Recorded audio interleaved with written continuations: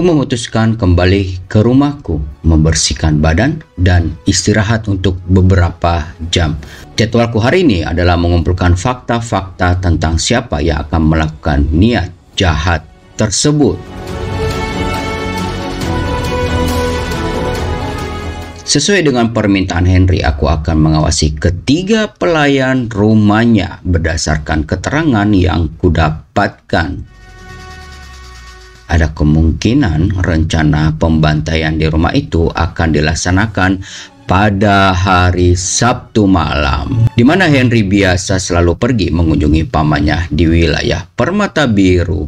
Masih ada 4 hari lagi untuk mengumpulkan fakta-fakta, dan siang ini aku berencana ke rumah Henry.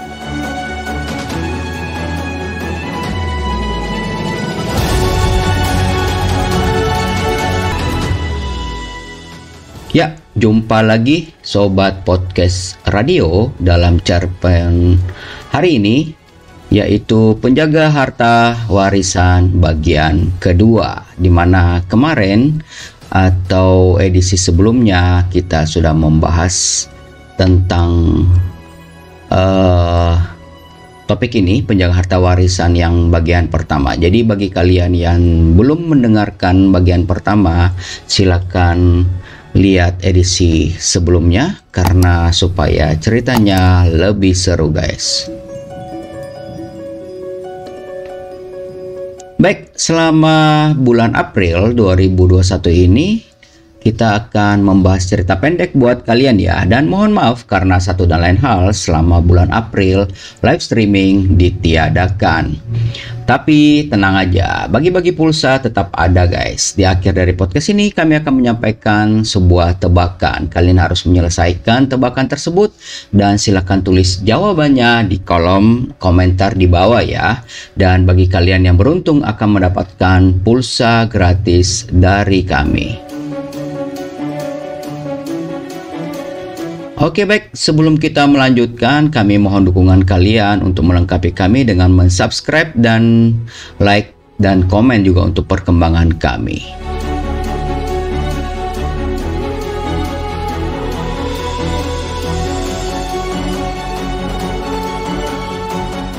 Penjaga Harta Warisan bagian kedua, dan cerita ini ditulis oleh rekan sahabat kita Faris Edgar.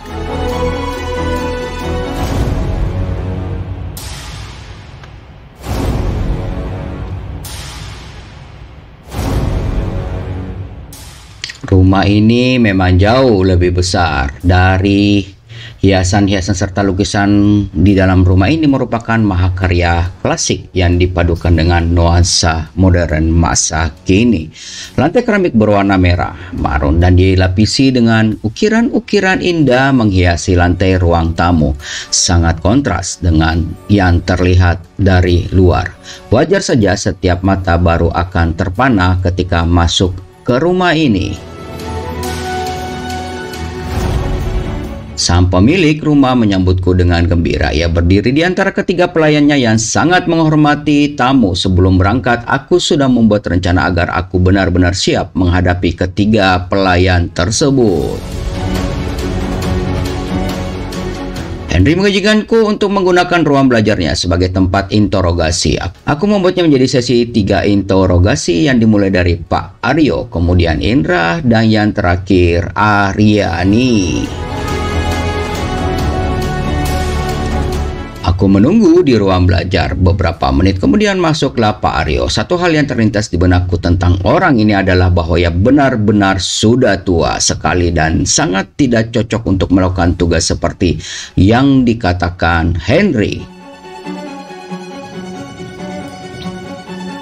Namun ketika dia berbicara tutur katanya yang tegas dan tertata menghilangkan kesan rentah di dirinya, aku mulai menggali informasi tentang siapa sebenarnya orang tua Henry pada masa hidupnya dan mencari kemungkinan-kemungkinan orang yang membencinya. Fakta baru yang keluar dari ucapannya sungguh mengejutkan. Pak Aryo mengatakan bahwa apa yang selama ini yang sedang terjadi di rumah itu adalah sebuah skenario yang rapi yang dilakukan oleh orang yang memiliki keberanian tinggi serta kejeniusan yang luar biasa.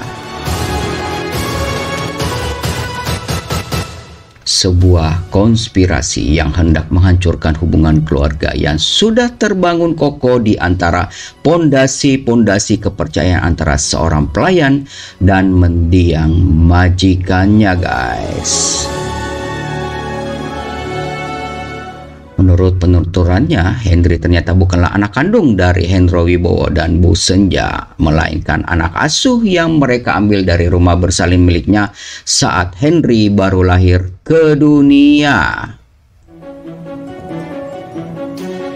Menurut informasi, ibu kandung Henry telah meninggal sesaat setelah ia dilahirkan, sedangkan ayahnya hilang entah kemana.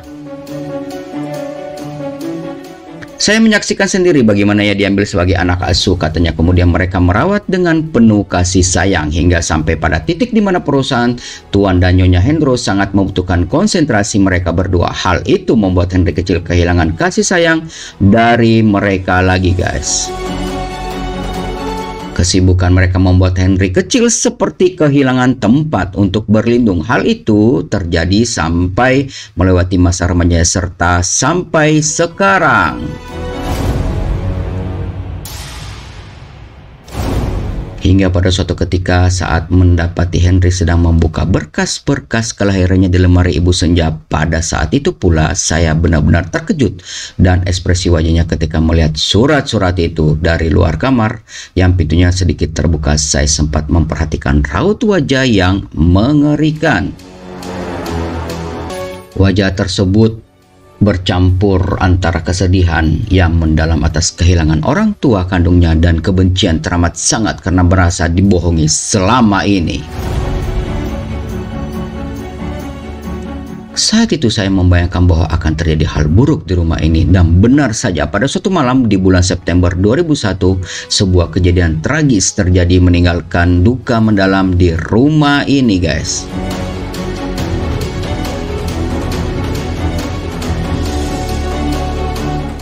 Hendro dan Senja ditemukan tergeletak tak bernyawa di kamar tidur mereka. Entah bagaimana caranya maut menjemput mereka, padahal pagi harinya mereka masih terlihat sehat seperti biasanya. Sampai saat ini pihak kepolisian tidak bisa mengidentifikasi apa sebenarnya penyebab kematian kedua majikanku yang malang ini, selain diidentifikasi meninggal dalam keadaan wajar, sedangkan saya masih menyimpan rahasia yang sebenarnya.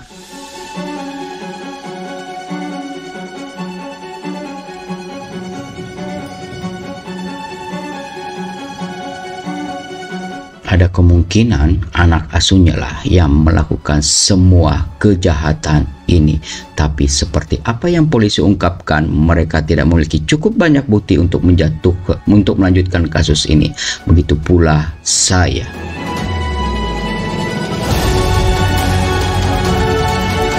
Saya tidak mempunyai bukti-bukti yang nyata, namun saya memutuskan untuk tetap berada di rumah ini sampai ajal menjemput untuk menjaga apa yang menjadi hak mendiang majikan saya.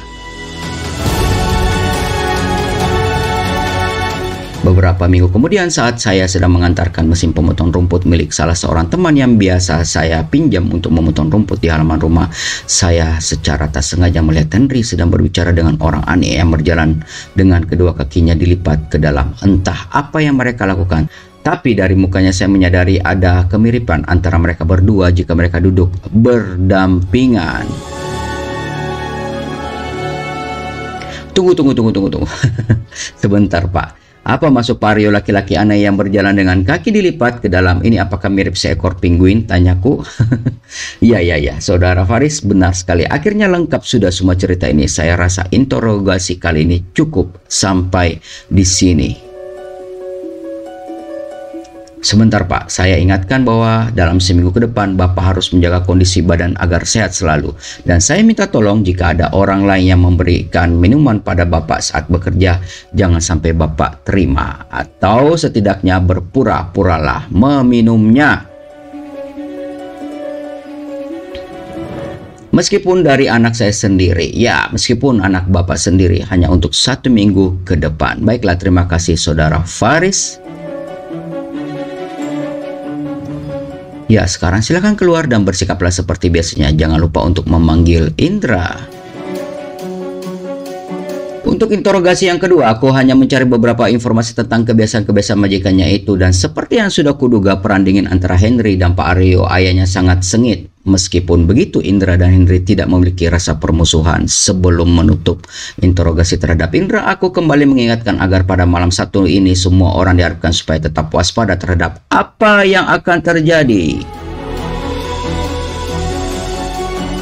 Interogasi pun berlanjut ke Ariana. Tidak ada data apapun yang aku dapatkan dari gadis kecil ini kecuali rasa cinta yang mendalam yang ia akan simpan begitu lama kepada majikannya itu.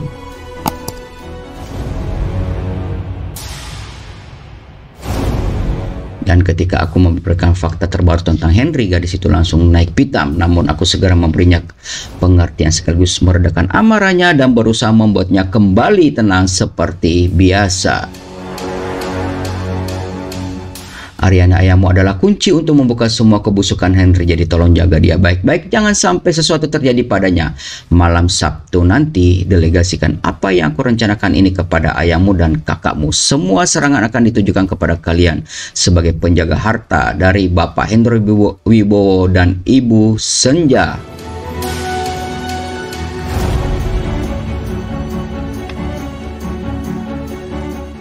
Kau tidak perlu takut karena aku pun berada di pihak kalian. Kami akan mengumpulkan beberapa polisi untuk menjaga rumah ini di tempat yang aman. Tugas kalian memastikan agar gerakan para penyerang ini terbatas.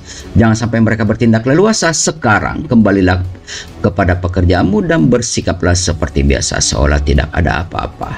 Sisanya biarkan aku yang urus. Oke, baik Pak Faris, tutur Aryani. Kini giliranku memainkan peranku. Aku menampakkan wajah putus asa saat bertemu dengan Henry. Dan seperti yang kuharapkan, aku bisa melihat senyum kemenangan di balik wajah Henry yang lucu itu.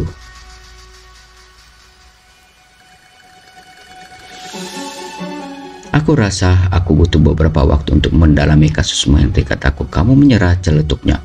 Oh tidak, aku rasa semua informasi ini cukup untuk kita mengetahui siapa sebenarnya pelakunya. Yang jelas dia adalah orang yang sudah cukup berpengalaman untuk memahami semua ini. Benarkah? Iya, kataku, tapi aku masih memerlukan bukti lain sebagai penguatnya. Dan untuk hari ini semua yang kita perlukan di tempat ini sudah selesai. Mudah-mudahan saja kita akan menangkap siapa pelakunya yang berani-beraninya mencoba untuk mengambil harta warisanmu ini. Ya, mudah-mudahan. Terima kasih banyak Faris Edgar. Ya, sama-sama ucapku. Aku kembali ke tempat kerjaku dan mencari beberapa dokumen. Yang kucari adalah dokumen tentang kasus kebakaran yang terjadi di salah satu tempat perbelanjaan terbesar di kota Bandung beberapa waktu lalu. Nah, ini dia.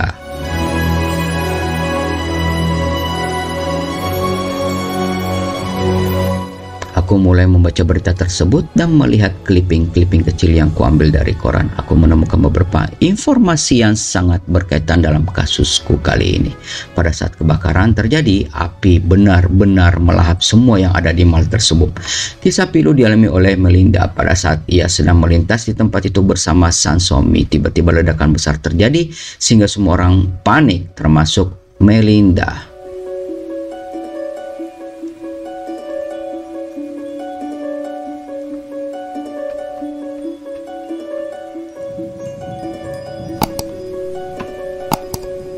Ia pun tidak mengetahui di mana keberadaannya kala itu, ditambah kondisi hamil tua yang mungkin waktunya sudah mendekati persalinan membuat ia tidak bisa berjalan dengan normal. Merasa tak kuat dengan kondisi seperti itu, ia pun jatuh pingsan.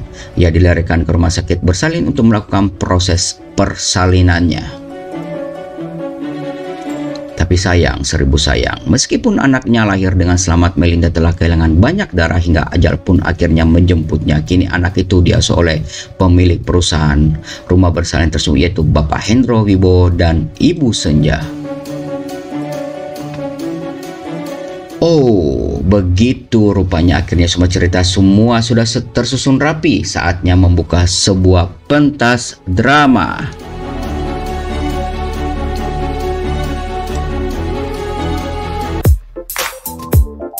Yup, oke guys, demikian cerita pendek kita hari ini, penjaga harta warisan bagian kedua. Dan untuk kelanjutannya makin hot nih. Makin penasaran, jangan lupa kalian bersama kami karena besok kita akan menyelesaikan edisi ketiga tamat dan kita akan menemukan siapa sesungguhnya yang akan menyerang rumah itu. Supaya kalian tidak ketinggalan berita, silakan subscribe, like, dan share-nya, dan pastikan kalian tetap bersama dengan kami dengan notifikasinya diaktifkan, karena jika videonya sudah di-upload, kalian akan mendapatkan notifikasi. Dan untuk memberikan kalian sesuatu yang luar biasa, seperti biasa kami langsung aja memberikan kalian kuis tebak yang bisa kalian coba jawab. Jika benar, kalian akan mendapatkan pulsa gratis dari kami. Jadi ini sangat gampang, kalian coba cari 6 makanan dalam bahasa Inggris, lalu tuliskan di kolom komentar ya. Ada 6, ditunggu paling telat malam hari ini. Jika kalian berhasil, kalian akan mendapatkan pulsa gratis ke handphone kalian guys. Jadi ditunggu cepetan ya.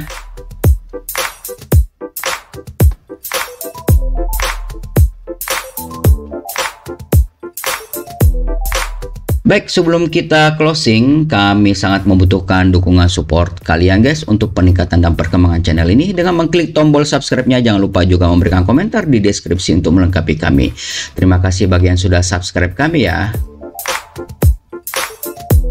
Tak lupa kami juga mengundang kalian siapapun yang mendengarkan atau melihat video ini, baik di kota manapun terserah, kalian bisa bergabung bersama kami dengan nomor telepon yang ada di layar kami atau 089530945819 untuk jika kiranya kalian punya permasalahan yang sangat sulit untuk dipecahkan atau mungkin kalian punya unek-unek yang akan ditumpahkan, silakan hubungi admin kami. Nanti mungkin kami bisa merahasiakan identitas kalian atau mungkin kalian akan men-sharing tentang UMKM kalian atau hobi kalian atau komunitas kalian atau apapun. Silakan hubungi kami, dengan senang hati kami akan membantu kalian. Ditunggu ya untuk bergabung dengan kami.